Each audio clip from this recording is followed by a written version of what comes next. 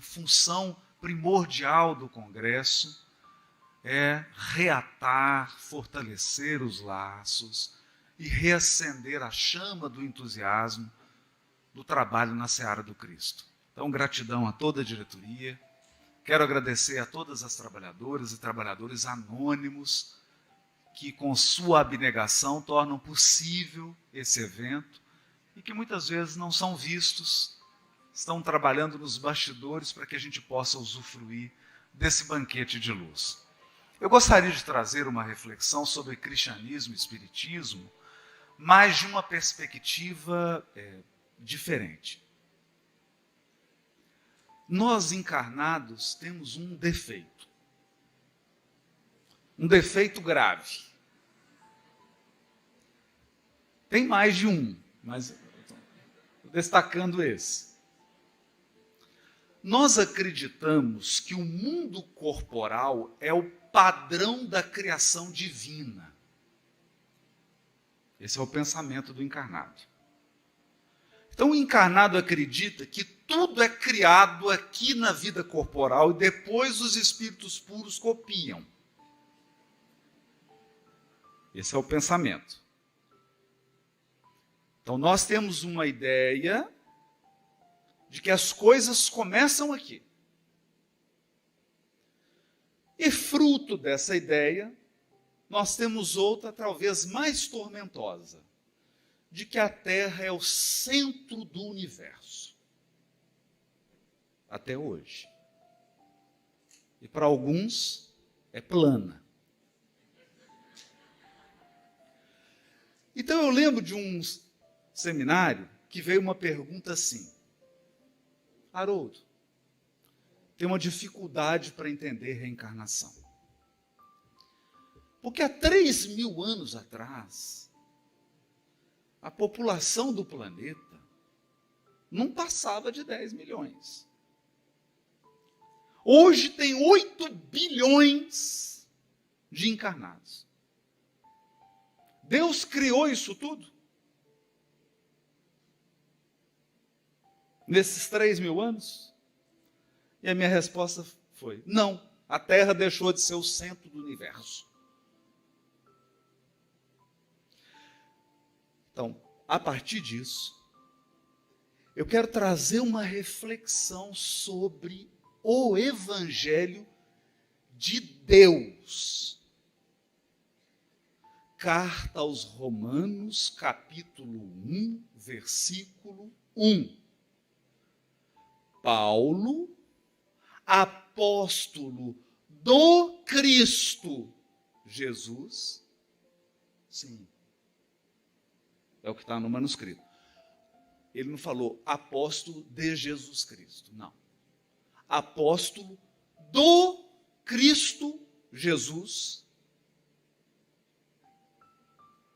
servo do Evangelho de Deus.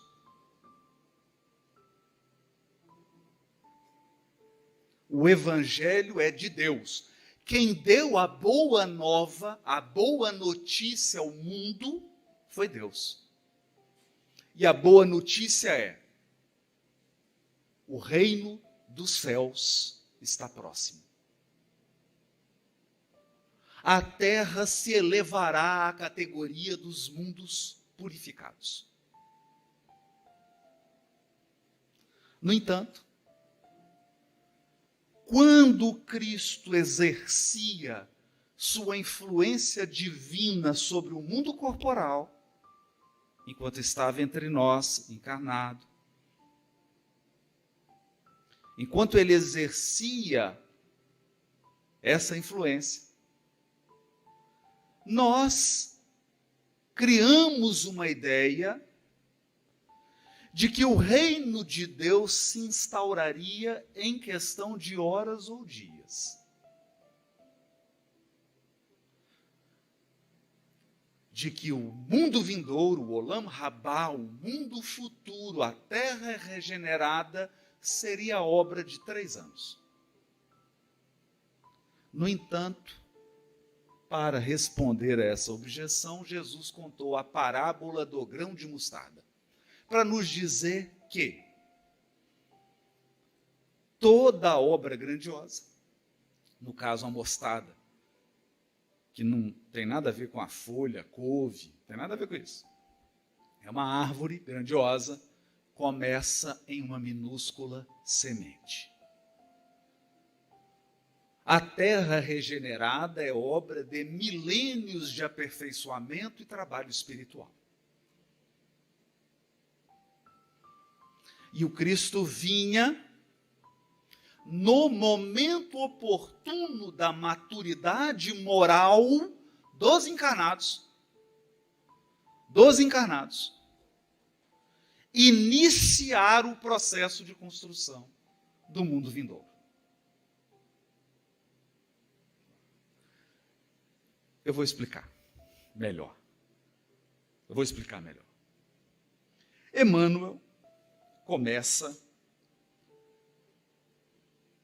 no capítulo 1, primeira parte do livro A Caminho da Luz, começa dizendo: rezam as tradições do mundo espiritual que na direção de todos os fenômenos do nosso sistema existe uma comunidade de espíritos puros e eleitos pelo Senhor Supremo do Universo. Senhor Supremo do Universo. Em cujas mãos, que mãos? Mãos da comunidade. Nas mãos dessa comunidade de espíritos puros e eleitos por Deus. Nas mãos dessa comunidade se conservam as rédeas diretoras da vida de todas as coletividades planetárias.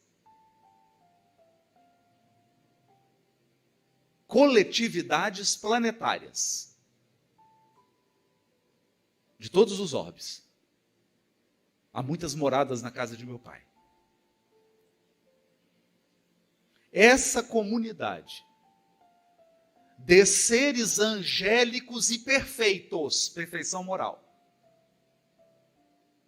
Como esclareceu Kardec, a perfeição de que é suscetível é a criatura. Nessa comunidade de seres angélicos e perfeitos, da qual é Jesus um dos membros divinos. E aí ele continua narrando. Então vamos fazer um cálculo? Porque está todo mundo preocupado com transição planetária. A maldade, não é o caso aqui de Fortaleza, mas nas capitais em que você tem criminalidade, violência, abandono do dever, inversão de valores e princípios, todo mundo preocupado. Será que Deus perdeu a mão? 8 bilhões de filhos encarnados tiraram a harmonia do universo. Menos.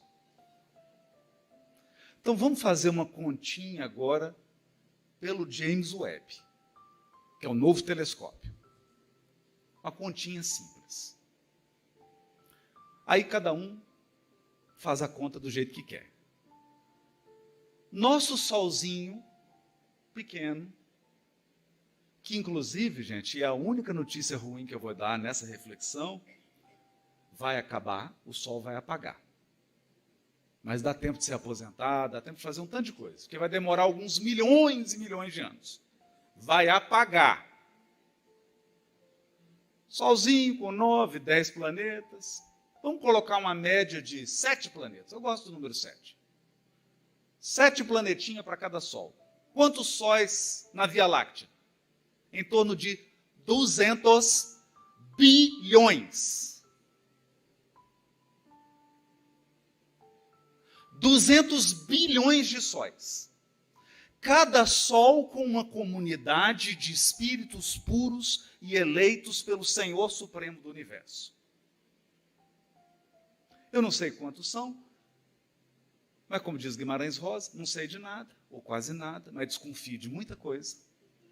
Uma coisa eu sei, você tem um Cristo e tem um vice, porque Jesus encarnou, quem ficou governando o planeta?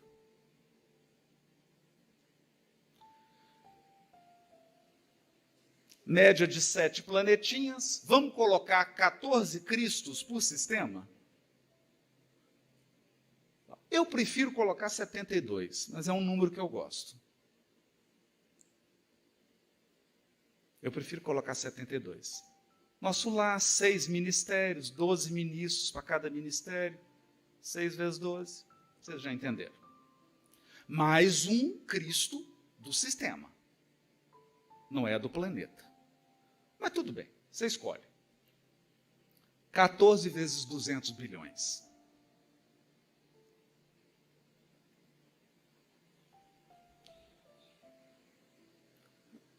$14 vezes 200 bilhões. Você está preocupado com a transição planetária? Se Deus falar assim, Cristos da Via Láctea, vem cá, encarna tudo na Terra. Só aqui em Fortaleza vai ter 1000. É bom, né? 1000 Cristos encarnados só em Fortaleza. Tá bom? E como é que eu vou fazer palestra?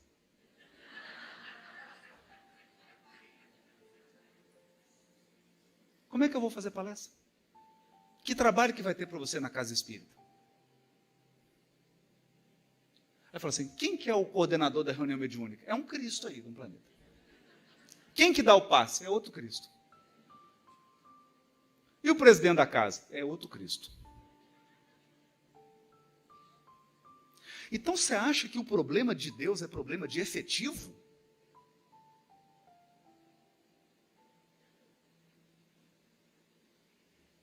Você acha que o problema de Deus é porque ele não tem um time?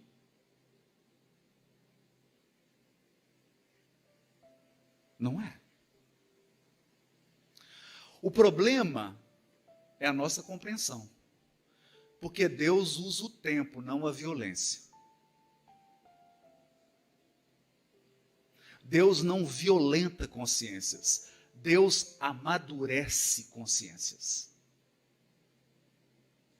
Deus educa com o amor supremo. E o amor sabe esperar. O momento, a sensibilidade, o passo de cada um dos seres. Então, você é amado, você é respeitado no degrau evolutivo em que você se encontra. Esse é o ponto. No entanto, quando a gente vai falar de cristianismo e espiritismo, os espíritas, eu não vou falar de ninguém, só vou falar de espírita. Espírita começa a falar de movimento religioso do século III, século IV, século V. Eu falo, não tem cabimento isso.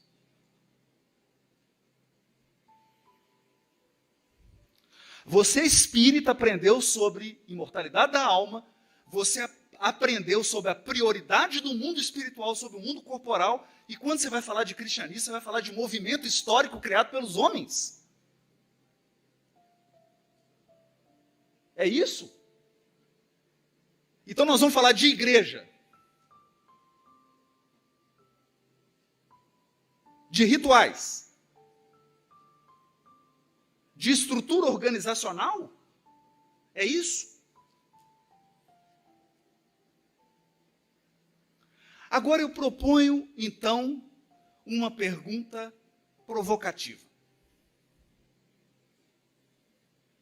No final da tarde de hoje, vai ser sorteado uma pessoa para, durante o sono, encontrar com a comunidade de Cristos do Sistema Solar. Você tem direito a fazer uma pergunta.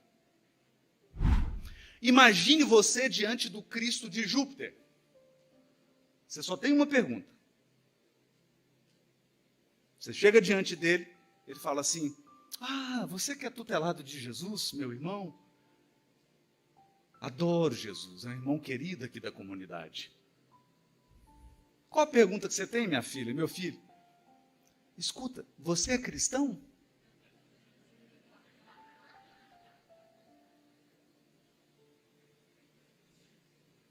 Você é cristão? Ele fala, não, meu filho, eu sou um Cristo.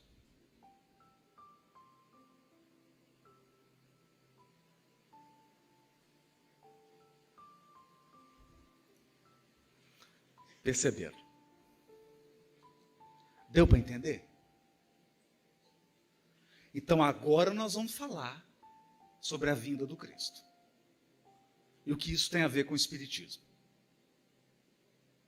Então o Cristo estava na governadoria espiritual do planeta, porque o Cristo governa para os espíritos que evoluem no planeta. Não interessa se você é chinês, se você é hindu.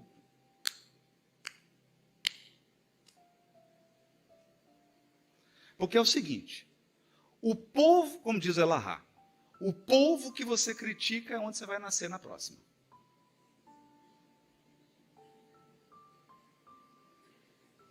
Você é espírito. Você é espírito. Não é? Então o Cristo governa o planeta. Em 1964, Francisco Cândido Xavier estava em Brasília. E o Chico, nesse espírito bonito do diálogo interreligioso, foi à sede da LBV em Brasília. E lá ele concedeu uma entrevista que foi publicada na revista da LBV. Nessa entrevista, a repórter pergunta para o Chico sobre essa comunidade. Pergunta assim, rápido. Se o Jesus seria o Cristo do sistema. Ele fala, não. O Espírito de Emmanuel nos diz que o Cristo do sistema é um Cristo de um poder co-criador ainda maior. Com todo respeito ao nosso Senhor Jesus Cristo. Olha isso. E aí ela pergunta sobre os ministros do Cristo. Os ministros. E o Chico diz assim, que o Cristo conta com diversos ministros. Espíritos da mais alta envergadura. E ele dá 3 exemplos. Buda, Sócrates e um que a gente não conhece. Ele veio, já se apagou, Zoroastro. Eu tenho uma mágoa dessa repórter até hoje, eu preciso perdoar. Eu estou fazendo um tratamento para isso. Qual que é a minha mágoa? Ela não perguntou quantos ministros Jesus tem e quantos ministérios. Você perguntou, Chico, quantos ministérios tem a governadoria? Não perguntou. Você poderia dizer mais alguns? Isso ficou. Aí ela mudou de assunto, perguntou outra coisa. Mas o que eu quero trazer com essa entrevista? O Cristo tem uma pleiade de espíritos puros, angélicos na sua equipe, na governadoria espiritual do planeta. E você está achando que o trabalho do Cristo começou quando ele encarnou aqui? Quando ele nasceu lá em Belém? Jura? Depois de ler o livro dos Espíritos, você continua pensando isso?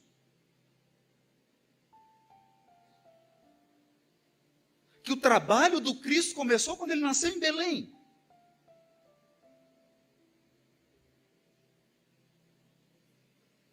Ali que você está pondo que começou o cristianismo.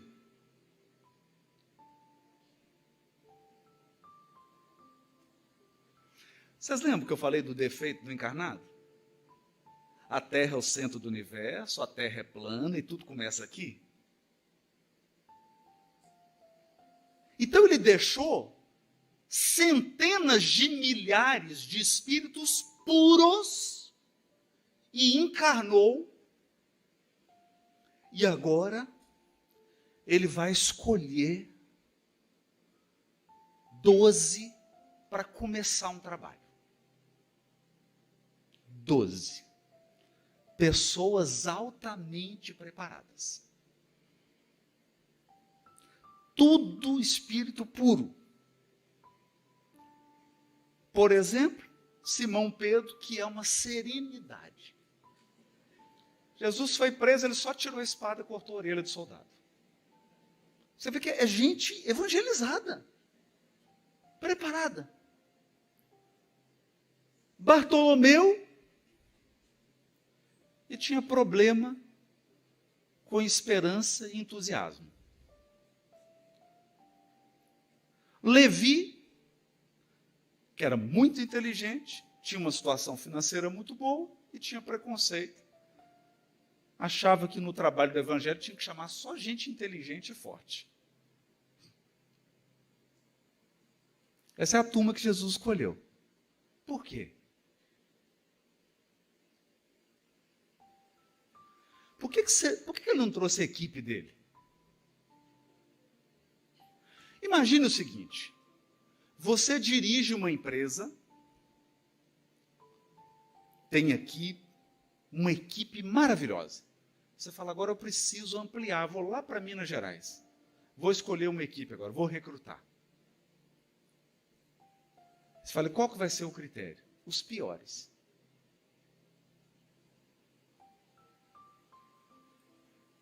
Estou com uma equipe de espírito puro, agora eu quero gente briguenta.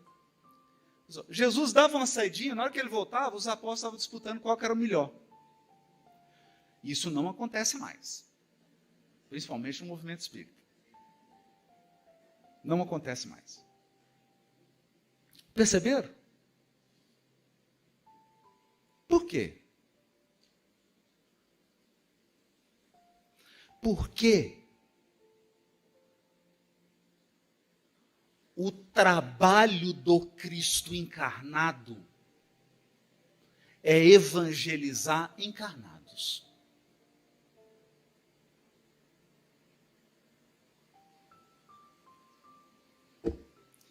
E para evangelizar encarnados, você não pode escolher os preparados, você tem que preparar os escolhidos.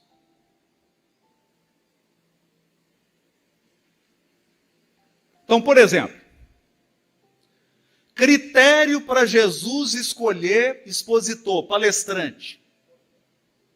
Assim. Chegaram para ele assim, Senhor, tem que escolher um palestrante para sair fazendo palestra aí, pelo Mediterrâneo inteiro, divulgando. Quem que o senhor quer escolher? Tem Ananias, que é um santo. Ele falou, quem que está matando cristão aí? É um rapaz aí, um jovem, mas ele é muito vaidoso. Senhor, esse rapaz é vaidoso demais. Ele é muito fanático, é violento. Está perseguindo, está prendendo cristão. Esse é meu vaso escolhido.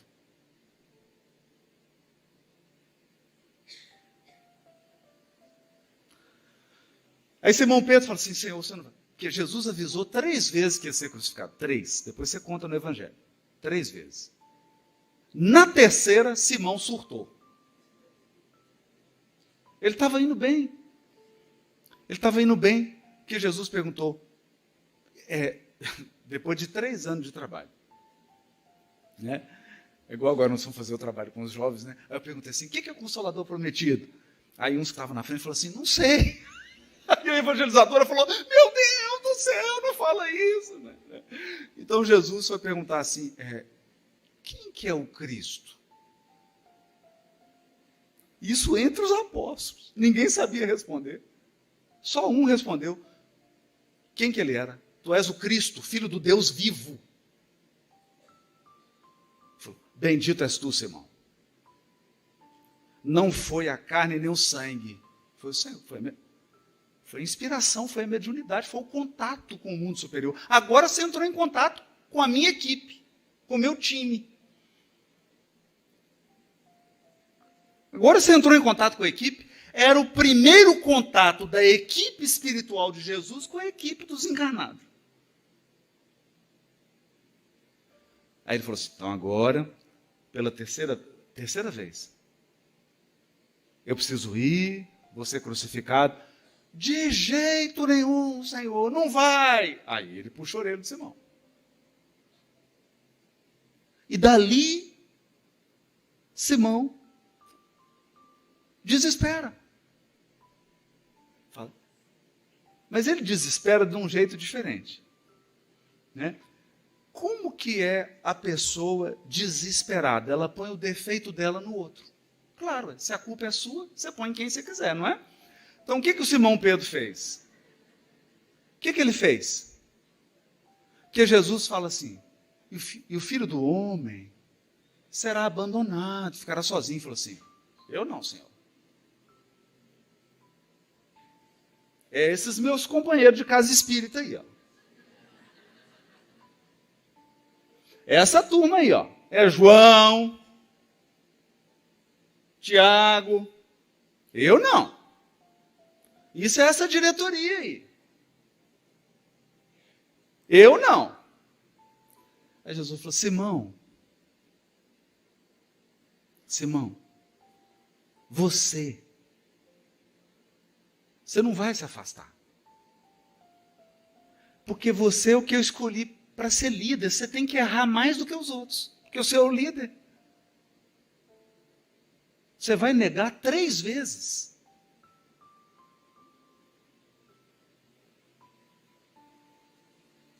Era o investimento do Cristo nele. Perceberam?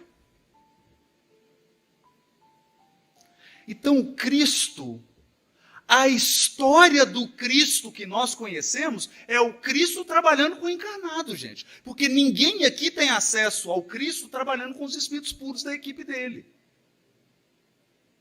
Esse registro não está disponível para a gente.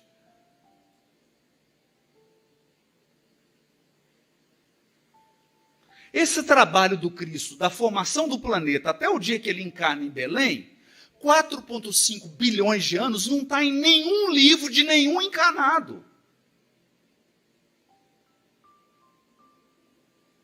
Essa história não foi contada para encarnados. Então, cuidado para você não confundir Jesus com o movimento humano pós-Jesus. Cuidado. Da mesma maneira que a doutrina espírita é o ensino dos espíritos. Que espíritos? A pleiade de espíritos formada ao longo de séculos com a supervisão dele mesmo.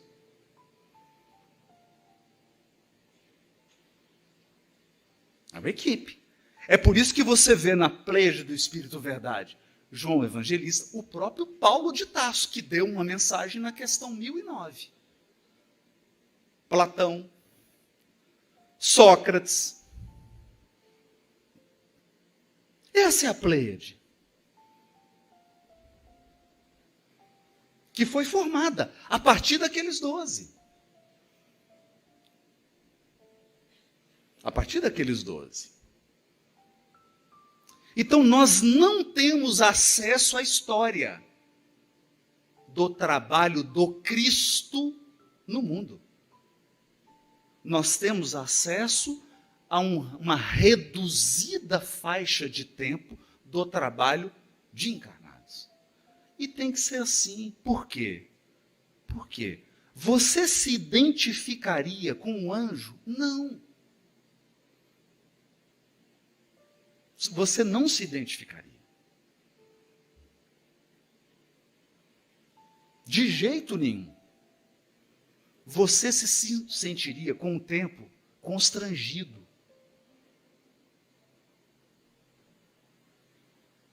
Você se sentiria constrangido. Então, espíritos superiores não constrangem espíritos que estão em degraus abaixo.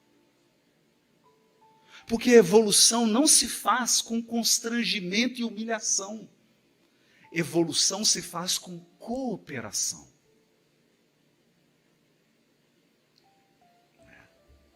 Agora veja. Eu vou ler um texto aqui, está no capítulo 5 do livro Boa Nova. Para a gente dar uma olhada nesses 12 aqui. Vamos dar uma olhada nesses 12. Humberto de Campos diz assim: Pedro, André e Filipe eram filhos de Betsaida. Pedro e André são irmãos. 2 irmãos. 2 irmãos. No Evangelho de João, capítulo 1, inicinho do 2, ele está chamando esses 2 irmãos. Pedro e André. Junto com o Filipe, que devia, pelo que está no Paulo Estevão, era viúvo, tinha 2 filhas, né? Porque depois ele vai para a casa do caminho, eram de Betsaida. Lá de Betsaida, também nós temos o Tiago, que é o maior, foi martirizado. E João, João Evangelista, descendente de Zebedeu, irmãos também. Segundo grupo de irmãos, Pedro e André, Tiago maior e João Evangelista. Agora, o que é curioso? Esses 5 de uma cidadezinha. Agora, aldeia, que a gente tem uma ideia de aldeia, né?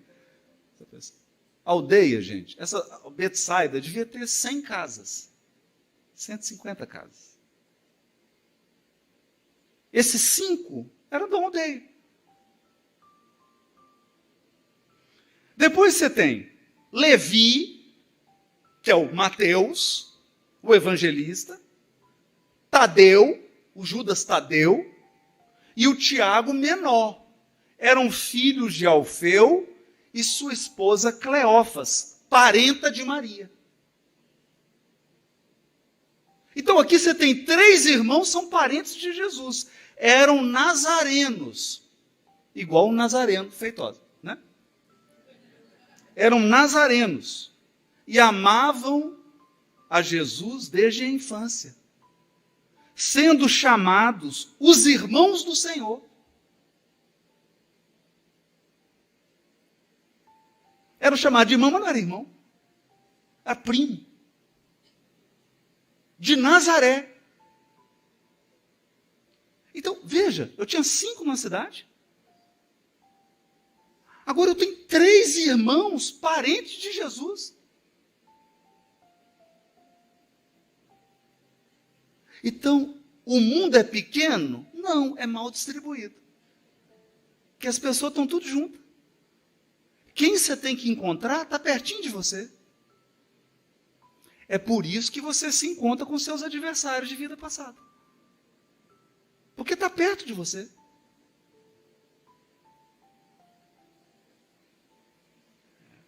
Então, veja a sutileza disso. Depois nós temos Tomé, que era filho de um pescador de Dalmanuta, e Bartolomeu, que nasceu em Caná da Galileia, 15, uns 10 quilômetros de Nazaré. O Bartolomeu era de Nazaré. E aí eu fico pensando, nas bodas de Caná da Galileia, Jesus estava com Maria, sua mãe, e os discípulos estavam lá. Claro. Claro. Bartolomeu era de lá.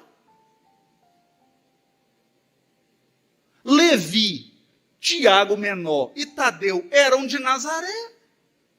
Eram parentes de Jesus. Será que quem estava casando era o Bartolomeu? Alguém conhecido dele?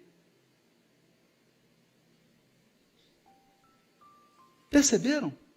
A proximidade.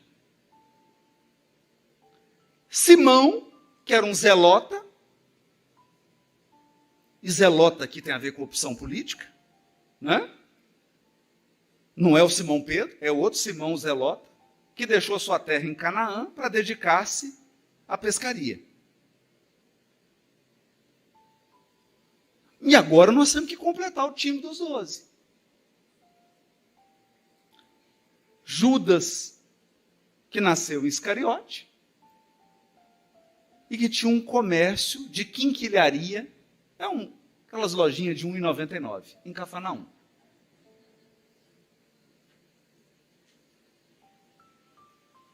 Dos 12, um trai. Então, perfeição do trabalho espiritual é falhar em 10%. Perceberam? Esse é o trabalho. Então, quando nós pegamos o Evangelho, nós temos uma noção de discípulos distantes, apóstolos que não se conhecem, pessoas que foram escolhidas assim, sorteio, né? Agora, Simão Pedro, Tiago menor. Não foi assim. Essas pessoas encarnaram tudo pertinho. Muitos aqui na mesma família, vocês viram? 3 grupos de irmãos. Simão, Pedro e André, Tiago maior e João evangelista, e o trio de irmãos, que é o Levi, Tiago menor, Judas Tadeu. Irmãos, num grupo familiar. E aqui começa o quê? Uma jornada de evangelização de espíritos imortais. E aqui entra a contribuição da doutrina espírita para todas as escolas cristãs do planeta Terra.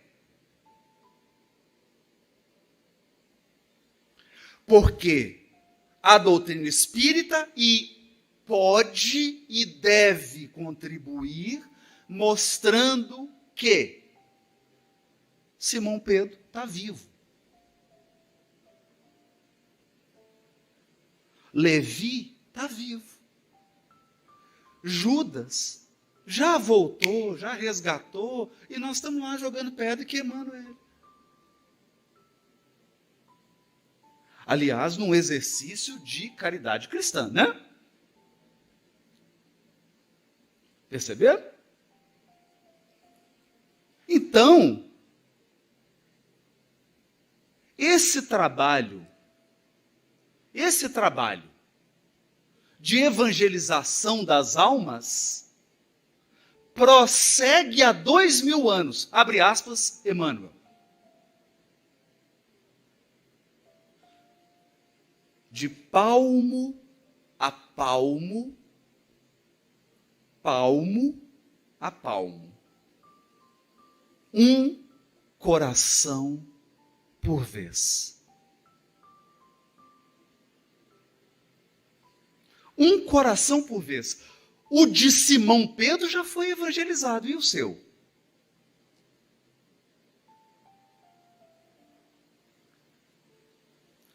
Judas está, milênios na nossa frente. Judas está, e você está preocupado com quem traiu.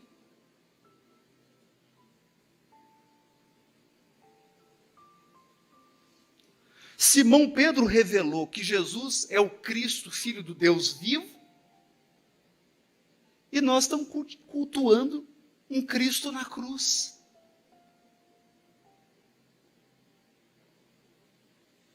O Cristo está vivo, está circulando. Está circulando. Eu vou repetir a história que contei lá para os jovens. Madre Teresa de Calcutá foi receber a visita de João Paulo II. Fui lá para visitá-la. E ela se atrasou meia hora, o Papa esperando. O bispo estava quase surtando. Aí ela chega, o bispo fala: Madre do céu, tem meia hora nós estamos falando do Papa, só deixou o Papa esperando. O que aconteceu, Madre? A senhora perdeu a hora? Ela falou: não, bispo, eu vinha pelo caminho, tinha um leproso na estrada. Aí eu tive que parar para dar comida para ele, limpar, ajudar. Ela falou assim, Madre do céu, mas o Papa estava te esperando. Ela falou, bispo, mas eu encontrei Jesus no caminho, né?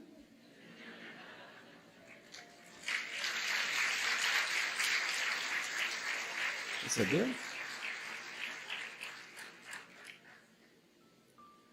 Então, nós trabalhamos aqui com a ideia de um Cristo circulante e vivo.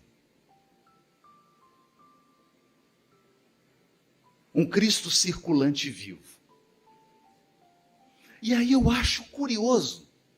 Sabe o que eu acho curioso? Porque a pessoa tem um celular na mão, todo mundo aqui tem. Todo mundo aqui tem. Tem gente que tem mais de um, inclusive. Tem mais celular do que habitante hoje no mundo. Porque tem gente que tem mais de um.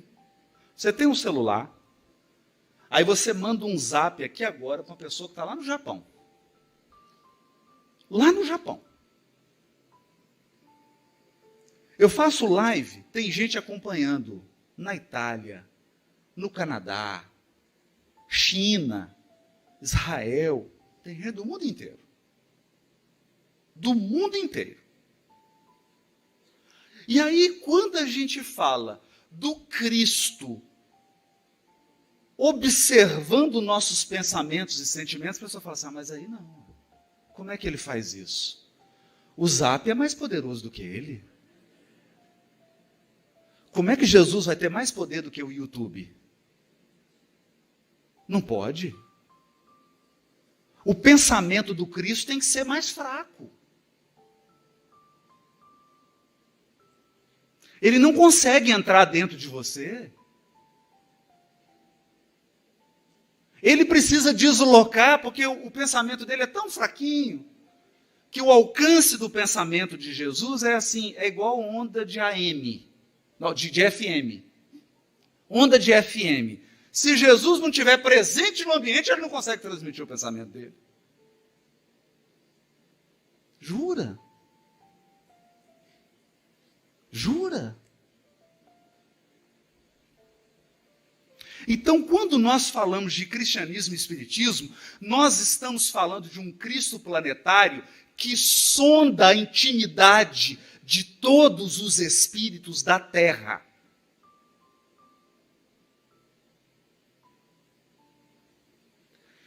Ele te conhece mais que você. Mais do que você. Porque te acompanha há bilhões de anos. Há bilhões de anos. Só a Terra tem 4,5 aproximadamente. 4,5. Está te sondando. Sondando a sua intimidade. O que o Espírito Verdade diz no capítulo Cristo Consolador? Eu, jardineiro das almas, sondo os vossos corações no silêncio dos vossos pensamentos. Esse é o Cristo que nós aprendemos na doutrina espírita. Esse é o modelo e guia. O Cristo vivo que está sondando almas como um jardineiro acompanha uma videira. Esperando o momento certo de colher os cachos de uva. É esse Cristo vivo. Vivo. Que está nos inspecionando, nos dirigindo. Ele é modelo. Modelo de filiação. Jesus é modelo de filiação divina. Porque ele é a expressão plena da divindade que habita em cada um de nós. E o Cristo é guia. Porque além de ser o exemplo e o molde, ele conduz a cada um de nós, segundo as necessidades peculiares de cada um de nós. Então, se nós queremos dar uma contribuição para as escolas cristãs do mundo, que a gente comece a resgatar esses conhecimentos que só estão no Consolador Prometido. E que a gente comece a apresentar o Cristo Espírito e a sua comunidade de espíritos puros e eleitos pelo Senhor da vida. Para terminar, o que nos resta? Temos um modelo, temos um guia, a caminho da luz. Hashtag te vejo no mundo celeste. Minhas amigas, meus amigos, durante essa primeira parte da nossa reflexão, nós quisemos propositalmente fazer um voo panorâmico e trazer um pouco dessa visão cósmica que o Consolador Prometido nos proporciona. Agora, nós precisamos trazer um real enfoque ao papel da transformação moral trazida pelo Cristo. Na questão 625, Kardec, numa nota à questão 625, ele escreve: Jesus é para o homem aqui no sentido de espécie humana. Jesus é para o homem o tipo da perfeição moral a que pode aspirar a humanidade na Terra. É sutil esse comentário. É sutil. Significa que a nossa concepção, o nosso patamar de perfeição moral na Terra não é a perfeição moral nos mundos celestes. A evolução não cessa. A evolução continua sem fim. Então nós temos um patamar de perfeição moral que pode ser atingido em um mundo da categoria da Terra. Eu vou tentar traduzir isso. Você pode ser a melhor aluna, o melhor aluno do terceiro ano do ensino médio. Mas não dá para comparar com uma aluna e um aluno que estão no final da faculdade. Com uma aluna e um aluno que já estão concluindo um doutorado. Não dá para comparar. Então, quando uma escola premia uma aluna e um aluno do terceiro ano do ensino médio, ele está comparando padrões daqueles aprendizes do ensino médio. Ele não pode aplicar critérios que você aplica para medir um profissional que está no último mês da faculdade. Faz sentido isso? Não. Jesus é para o homem o tipo da perfeição moral a que pode aspirar a humanidade na Terra. Deus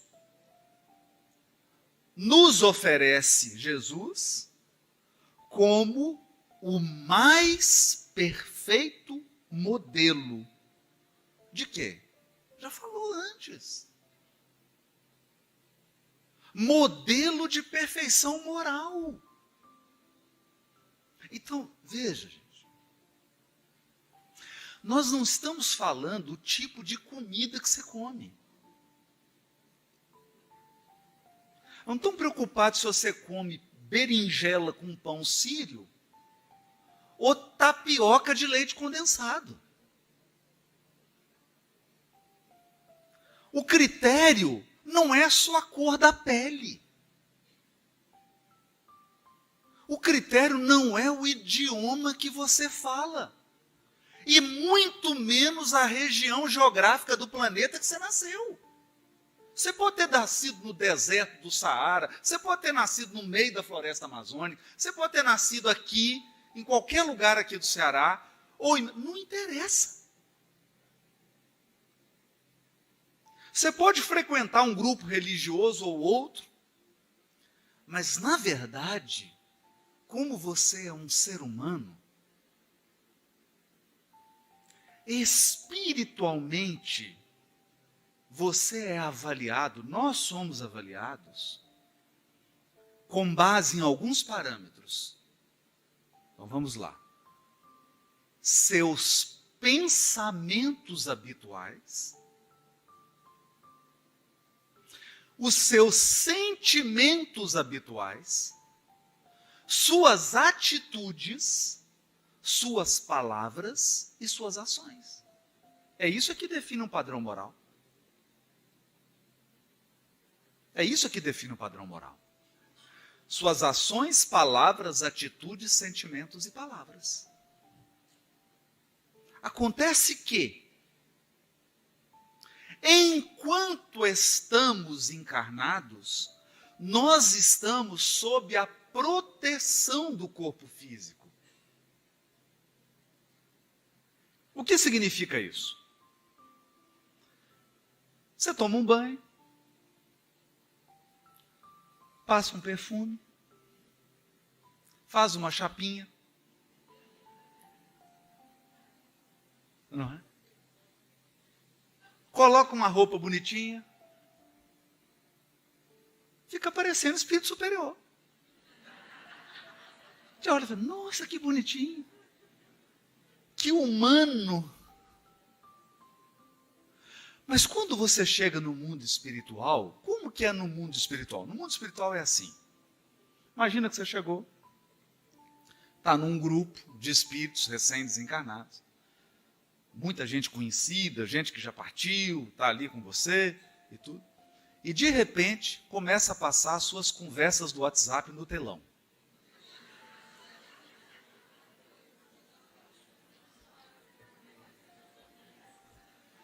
Então, no mundo espiritual, eu olho para o seu perispírito e eu identifico os pensamentos que você costuma ter durante o dia. Por quê? Porque perispírito parece os canais do Netflix. Parece os programas do Netflix. Então, eu olho ali um livro, nossa, é isso que ela fica pensando? É isso que ele fica pensando? Ficam os núcleos no perispírito. De pensamento, de sentimento. Por isso André Luiz diz no Evolução em Dois Mundos e no Mecanismos da Mediunidade que existem pensamentos que causam náusea, vômito nos espíritos. E tem pensamentos que têm o perfume de um bálsamo.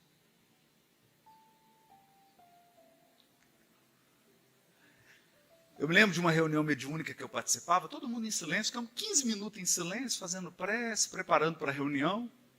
Aí o espírito que dirige os trabalhos mediúnicos se manifestou e falou assim,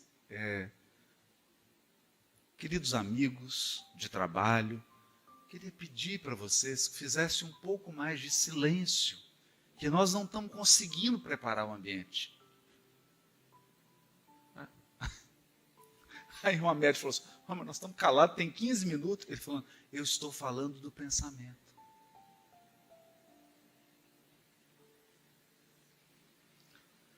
Porque parecia assim, posto de gasolina quando tem greve de caminhoneiro.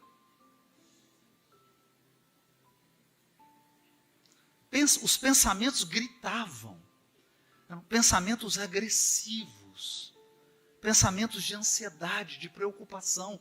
Isso é tangível no mundo espiritual. É tangível. É por isso que não tem como você tirar um espírito do umbral e levar ele para outro lugar. Por quê? Porque ele leva o umbral com ele. Perceberam, gente? Você tira ele do umbral, ele cria outro.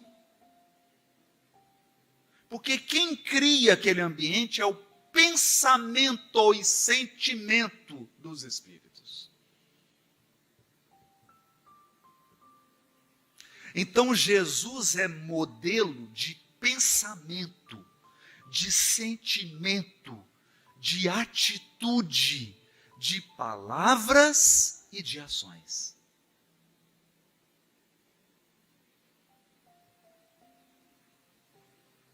Perceberam?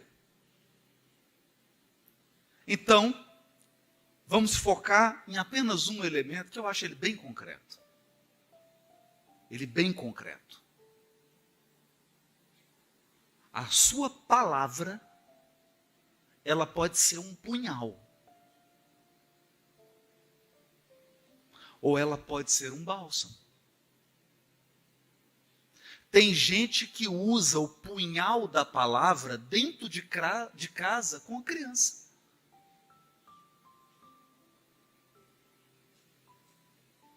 É uma palavra agressora.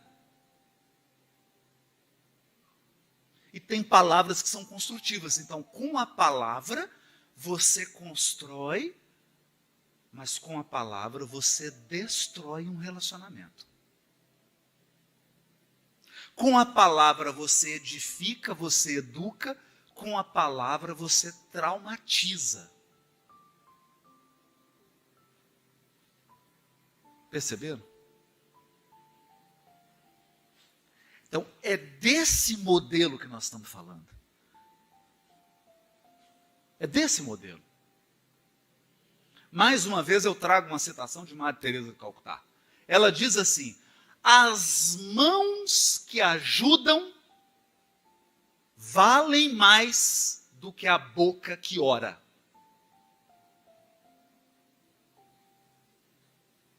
Porque tem gente que fica rezando o dia inteiro, Deus me livre. Deus me livre. Eu quero distância. Porque a pessoa reza o dia inteiro. É o dia inteiro falando de espiritismo. E é uma pessoa destruidora. Perceberam?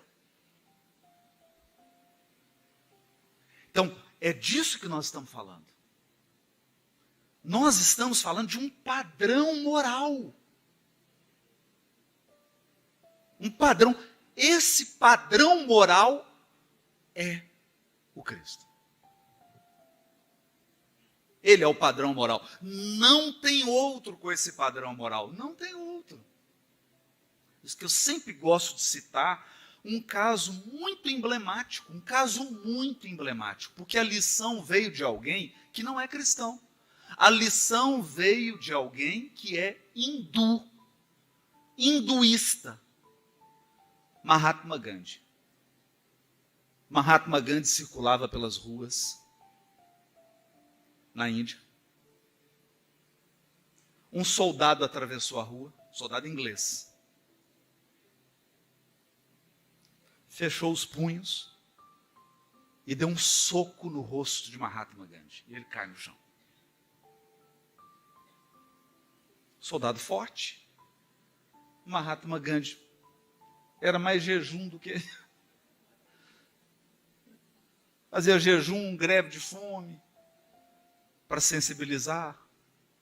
Libertou a Índia sem nenhum ato de violência. Nenhum. O Gandhi cai no chão, levanta, o soldado dá outro soco nele. Ele cai de novo. Covardia. Sem reclamar, sem agredir, Gandhi levanta e o soldado diz assim: quem te ensinou a ser covarde? Ele falou: essa pessoa que você carrega nesse crucifixo.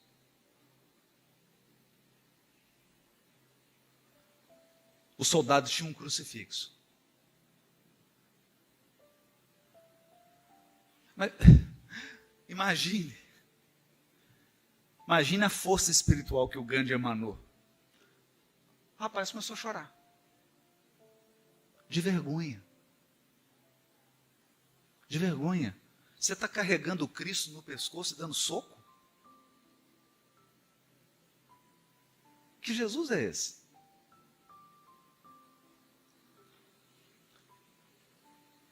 Você está falando Jesus, mestre amado, e aí vai para o Twitter, Deus me livre.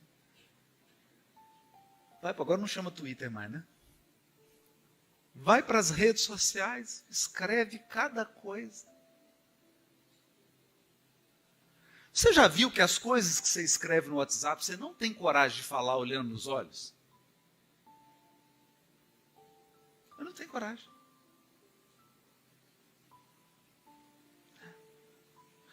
Então veja, quando nós falamos em evangelho, cristianismo, na perspectiva da doutrina espírita, eu não estou interessado se eu sou espírita, evangélico, católico, muçulmano, judeu.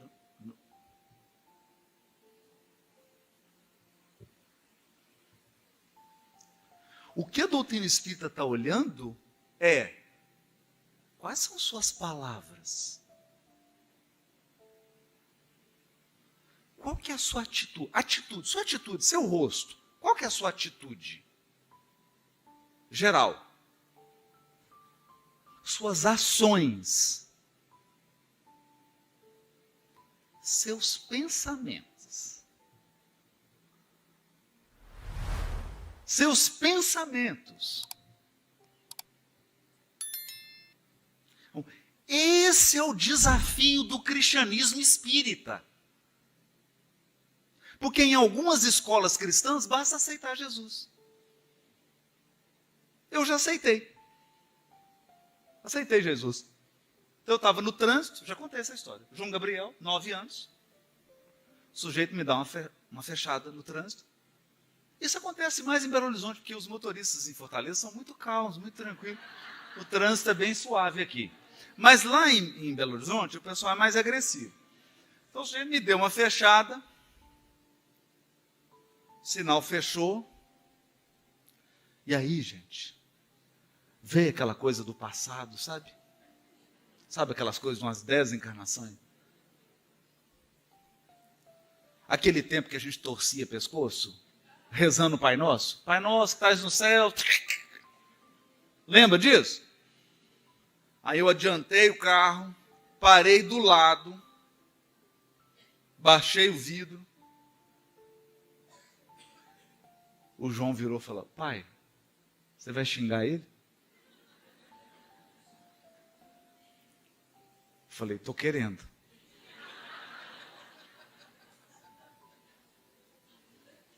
Eu não xinguei ainda, estou querendo.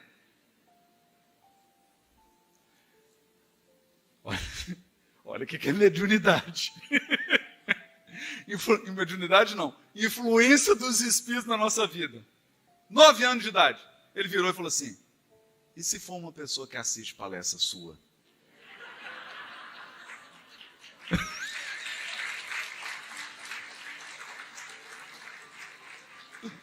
Aí eu falei assim, levantei o vidro.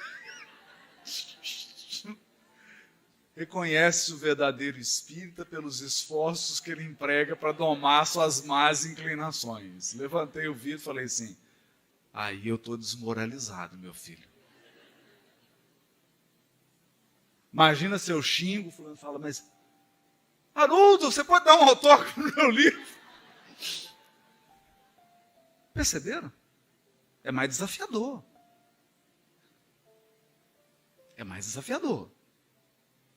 A nossa concepção do Cristo é muito mais desafiadora. Porque não basta admirá-lo. Não basta encher a casa de crucifixos. Não basta você colocar uma caixa de 5.000 litros de água fluidificada. Não adianta. Você precisa, portas adentro do coração, cultivar o modelo e guia. Estabelecer uma relação com Cristo. Mas, Haroldo, onde que está isso? Sermão do Monte. Quando fores orar, não faça como os fariseus que oram nas ruas para serem vistos. ora gritando, berrando. Mas entra no teu aposento íntimo e ora em segredo. E teu Pai, que ouve em segredo. Perceberam? O desafio? Tem um desafio aqui. Tem um desafio.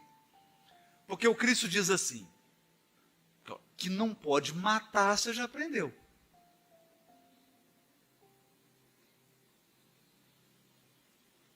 Mas eu não posso matar com a palavra. Não posso dizer, desconsiderar o meu irmão. Com a palavra. Está lá. Todo aquele que diz raca, aumentou a exigência. Aumentou a exigência. Então, o Cristo traz uma percepção de moralidade que é secreta. Ninguém está te vendo ou te aplaudindo.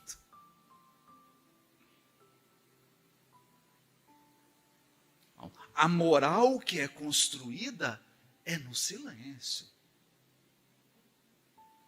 É no segredo. É no oculto. Então, para a gente caminhar para o encerramento, eu diria que a relação de cristianismo e espiritismo é que o espiritismo traz um cristianismo oculto.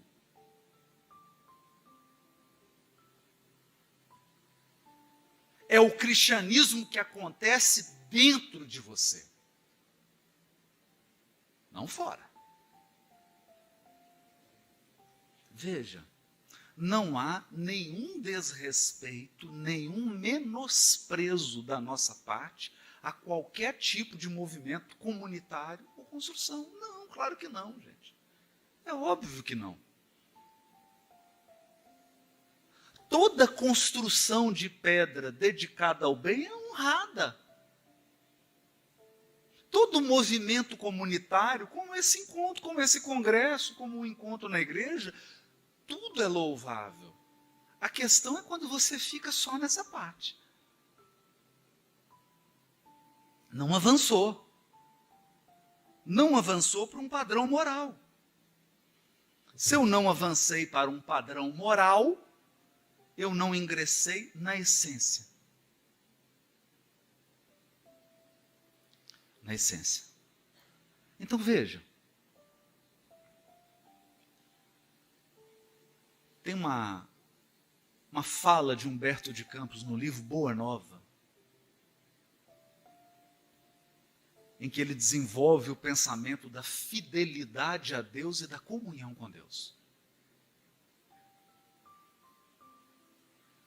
Fidelidade a Deus é você fazer o que é certo quando você tem todas as vantagens para fazer errado.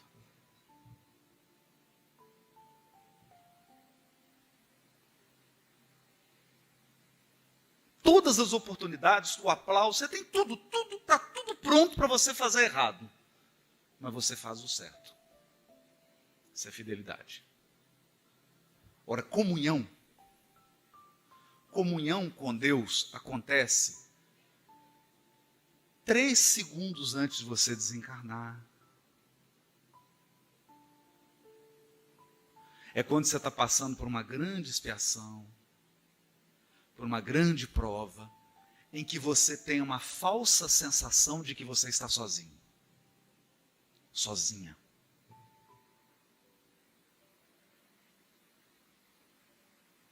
E aqui, Jesus se torna o tipo mais perfeito. Nunca veio alguém com uma comunhão igual a dele.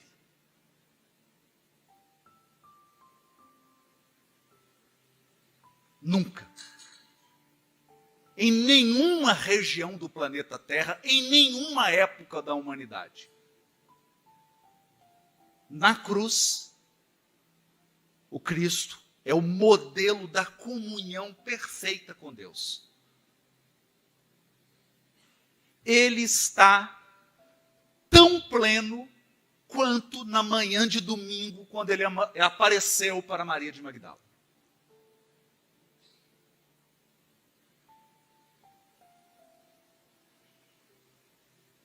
Perceberam? É isso que nós estamos buscando.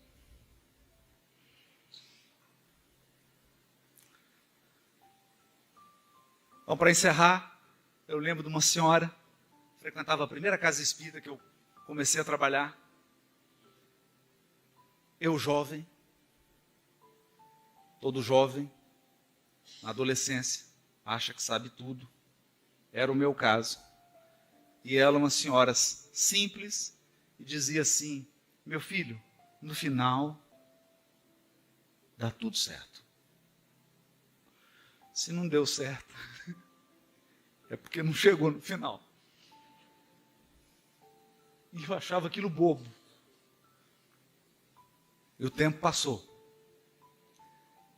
Lágrimas rolaram. E no momento de muitas lágrimas, de muito sofrimento, eu estava na reunião mediúnica, manifestou um espírito, dizendo assim: meu filho, que saudade. Eu falei: boa noite, quem está falando? Meu filho, no final dá tudo certo. Se não deu certo ainda, é porque não está no final. Ela desencarnou com câncer. Eu não falei para você que no final dá tudo certo? E aí me disse pela segunda vez o mesmo recado que eu tinha recebido: o sofrimento tem data certa para acabar.